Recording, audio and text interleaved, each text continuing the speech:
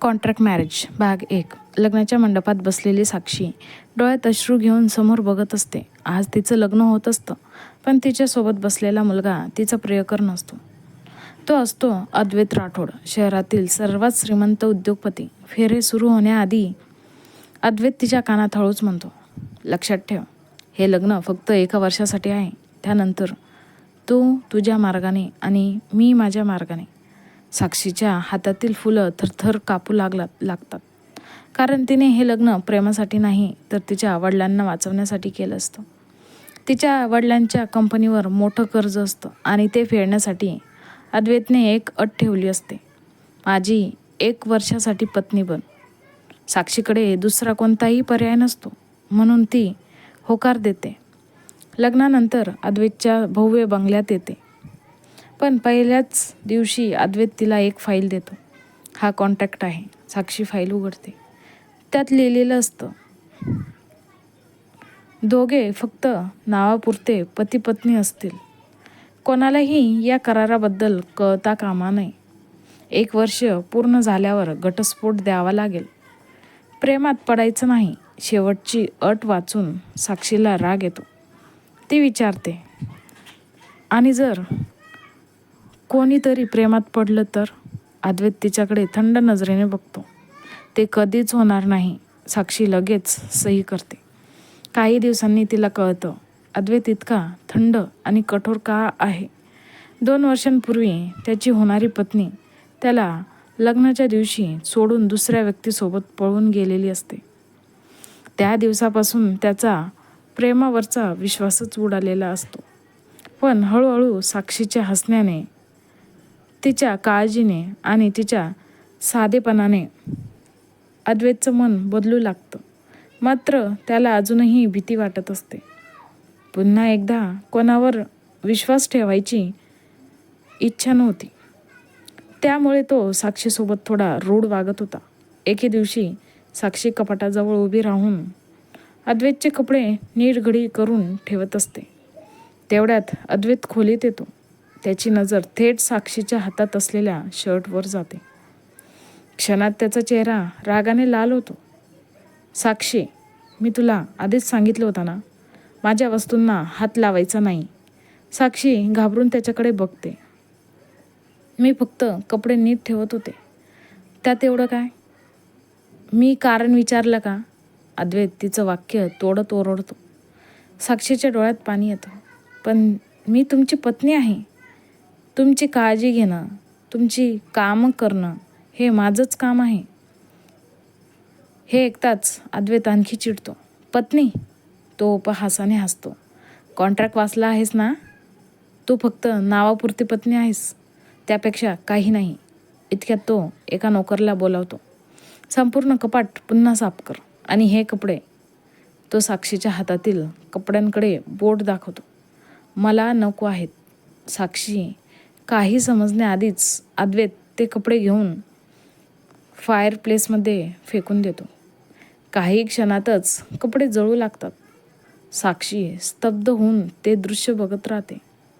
तिच्या डोळ्यांतून अश्रू वाहू लागतात. अद्वैत थंड नजरेने तिच्याकडे बघतो. कॉन्ट्रॅक्ट लक्षात ठेव.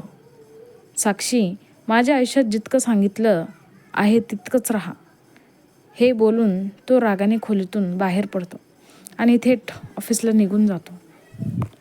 मागे उरते ती फक्त साक्षी आणि तिच्या डोळ्यांसमोर जळणारे ते कपडे, ज्यांच्यासोबत तिच्या मनाचाही एक भाग जळून गेला होता. साक्षीच्या डोळ्यात अश्रू तरळत होते.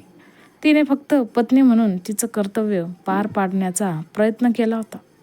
पण अद्वैतची प्रतिक्रिया पाहून तिचं मन पूर्णपणे तुटलं होतं.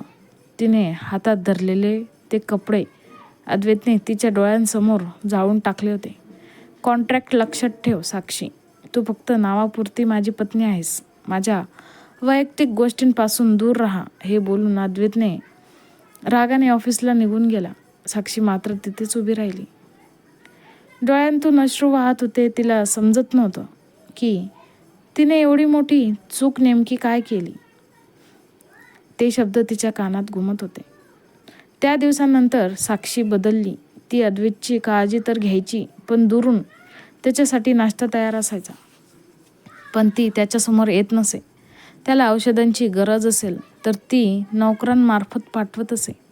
अद्वैतशी ती फक्त आवश्यक तेवढंच बोलू लागली. काही दिवसांनी अद्वैत रात्री उशिरा ऑफिसमधून परत येत होता.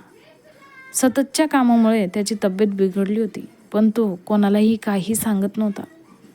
त्या रात्री त्याला खूप ताप आला, तरीही तो स्वतःच्या खोलीत जाऊन झोपला. मध्यरात्री अचानक त्याची झोप उघडली.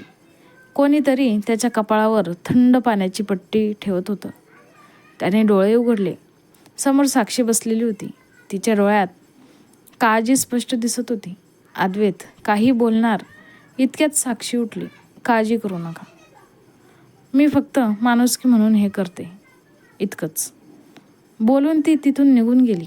अद्वैत मात्र तिच्याकडे बघत राहिला. पहिल्यांदाच त्याला स्वतःवरच राग येत होता, कारण ज्या मुलीला त्याने इतकं दुखावलं होतं तीच मुलगी त्याची रात्रभर काळजी घेत होती. आणि त्याच क्षणी त्याच्या मनात पहिल्यांदा एक प्रश्न निर्माण झाला, मी साक्षीसोबत खूप चुकीचं तर वागत नाही ना? सकाळी अद्वैतची झोप उघडते.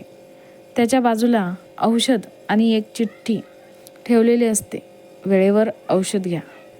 ते साक्षीने ठेवलं आहे हे त्याला समजतं. खाली नाश्त्याच्या टेबलवर तो साक्षीला पाहतो. काल रात्री थँक्यू, साक्षी शांतपणे म्हणते. मी फक्त माणुसकी म्हणून केलं, आणि तिथून निघून जाते.